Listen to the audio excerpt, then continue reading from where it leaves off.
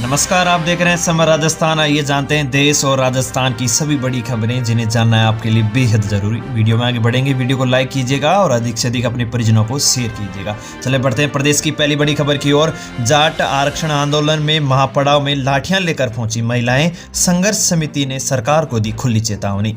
जी हां दोस्तों, केंद्र सरकार की सरकारी नौकरियों में आरक्षण की मांग को लेकर किया जा रहा जाट आरक्षण का मुद्दा अब धीरे धीरे गर्माने लगा है।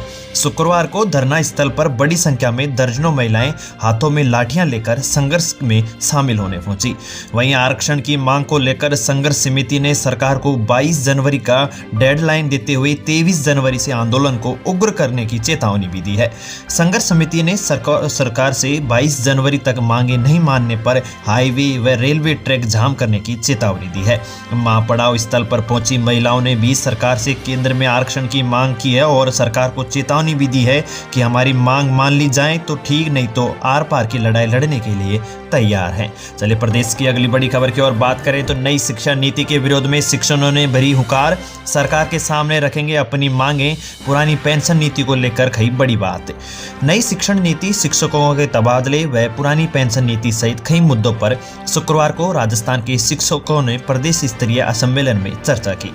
शिक्षकों ने कहा कि ओपीएस के साथ छेड़छाड़ की तो सरकार को खामियाजा भुगतना पड़ेगा। शुक्रवार को राजस्थान शिक्षक संघ का 60वां राज्य स्तरीय शैक्षिक सम्मेलन सीकर में आयोजित हुआ था। राजस्थान शिक्षक संघ के प्रदेश अध्यक्ष महावीर सिंह सियाग ने कहा कि नई शिक्षा नीति पर शिक्षकों ने बड़ी गहनता से विचार विमर्श और रिसर्च किया है, जिसमें पाया कि शिक्षा नीति न तो शिक्षकों के हित में है और न ही बच्चों के न आमजन के हित में है। इसलिए राजस्थान के शिक्षक इस शिक्षक नीति का विरोध करेंगे। साथ ही सियाग ने कहा कि प्रदेश में पुरानी पेंशन योजना ओपीएस लागू करने का भी बड़ा मुद्दा है। संविदा पर जो शिक्षक काम कर रहे हैं उन्हें रेगुलर किया जाए, क्योंकि राजस्थान में अभी भी 1 लाख से अधिक शिक्षकों के पद खाली पड़े हुए हैं। चले प्रदेश की अगली बड़ी खबर की ओर बात करते हैं दोस्तों। तो पीएम आवास योजना में कार्यक्रम के दौरान भावुक हुए प्रधानमंत्री नरेंद्र मोदी। कहा, काश बचपन में ऐसे घर में रहने का मौका मुझे भी मिलता। शुक्रवार को महाराष्ट्र के सोलापुर में अटल अभियान अमृत 2.0 के तहत प्रधानमंत्री नरेंद्र मोदी ने 7 परियोजनाओं का भूमि पूजन किया। प्रधानमंत्री आवास योजना के तहत कुछ लोगों को घर की चाबियां भी सौंपी। तो वहीं प्रधानमंत्री ने कहा कि पहले की सरकार सिर्फ गरीबी हटाओ का नारा लगाती थी, लेकिन गरीबी नहीं हटी। गरीबों का पैसा बिचौलियों के पास चला जाता था। पीएम ने कहा कि हमारी सरकार पहले दिन से ही प्रयास कर रही है कि श्री राम के आदर्शों पर चलते हुए देश में सुशासन हो, देश में ईमानदारी का राज हो। ये राम राज्य ही है जिसने सबका साथ, सबका विश्वास, सबका विकास और सबका प्रयास की प्रेरणा दी है। दरअसल महाराष्ट्र में प्रधानमंत्री आवास योजना शहरी के तहत 90,000 से ज्यादा घर बनाए गए हैं। प्रदेश की अगली बड़ी खबर की ओर बात करें तो चिरंजीवी योजना और महात्मा गांधी अंग्रेजी स्कूलों की समीक्षा करेगी भजनलाल सरकार। किसानों को 2700 रुपए प्रति क्विंटल पर गेहूं खरीद की योजना बनाएगी।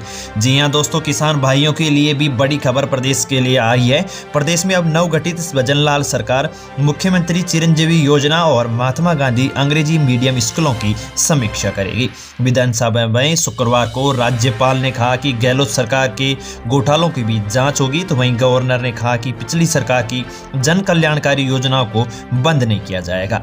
वहीं विधानसभा में किसानों के लिए भी नई योजना बनाने को लेकर चर्चा हुई। गेहूं की एमएसपी के ऊपर राज्य सरकार बोनस देकर 2700 रुपए प्रति क्विंटल पर गेहूं खरीद की योजना बनाएगी। साथ ही fertiliser distribution regulatory task force का गठन होगा। तो वहीं व्यवहारिक मुआवजा नीति भी निर्धारित की जाएगी, जिससे पिछली सरकार ने कार्यकाल में जिन किसानों की जमीनें नीलाम हुई थी उन्हें सम्मानजनक मुआवजा दिया जाएगा। चलिए प्रदेश की अगली बड़ी खबर की ओर बात करें किसान भाइयों। तो राजीव गांधी युवा मित्रों के धरने पर सचिन पायलट ने की मुलाकात। पायलट बोले, युवाओं से रोजगार छीन रही है भाजपा। जी हां दोस्तों, शुक्रवार को राजीव गांधी युवा मित्रों के समर्थक में टोंक विधायक सचिन पायलट ने शहीद स्मारक पर धरना दिया। इस दौरान पायलट ने कहा कि राजस्थान की भाजपा सरकार झूठे वादे कर सत्ता में आई है। कैबिनेट की पहली बैठक से पहले ही युवाओं से रोजगार छीन लिया गया।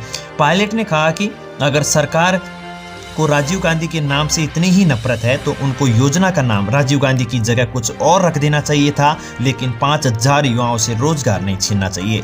दरअसल कांग्रेस सरकार के समय शुरू हुई राजीव गांधी युवा मित्रों को भाजपा सरकार ने बंद कर दिया था। इसके बाद पिछले महीने दिसंबर से युवा मित्रों ने शहीद स्मारक पर 5 दिन धरना दिया। तो इसके बाद अब 13 जनवरी से एक बार फिर से प्रदेश भर के युवा मित्र सरकार के खिलाफ शहीद स्मारक पर धरना दे रहे हैं। प्रदेश की अगली बड़ी खबर की ओर बात करें तो प्रदेश के मौसम को लेकर मौसम पर फिलहाल प्रदेश के अधिकांश भागों पर कोहरा छाया हुआ है, तो कई क्षेत्रों पर अभी भी शीतलहर को देखते हुए मौसम विभाग ने अलर्ट जारी किया है। किसान भाइयों, प्रदेश पर आगामी 2 दिनों के दौरान मौसम विशेषज्ञों ने कोहरे एवं शीतलहर की संभावना जताई जाई है, जिसमें मुख्य रूप से राज्य के उत्तरी पूर्वी सिकाउटी क्षेत्र, सीकर, झुंझुनू, चूरू, बीकानेर, हनुमानगढ़, गंगानगर, वहीं अलवर, भरतपुर, डीग, भरतपुर, करौली, धौलपुर व जयपुर संभाग के कई भागों पर सुबह के समय कोहरे का प्रभाव नजर आ सकता है। ताजा कोई भी अपडेट आती है आपको चैनल पर मिल जाएगी, इसलिए चैनल को अवश्य सब्सक्राइब कीजिएगा और आशा करते हैं आप शेयर करके हमें सपोर्ट करेंगे। राम राम साहब।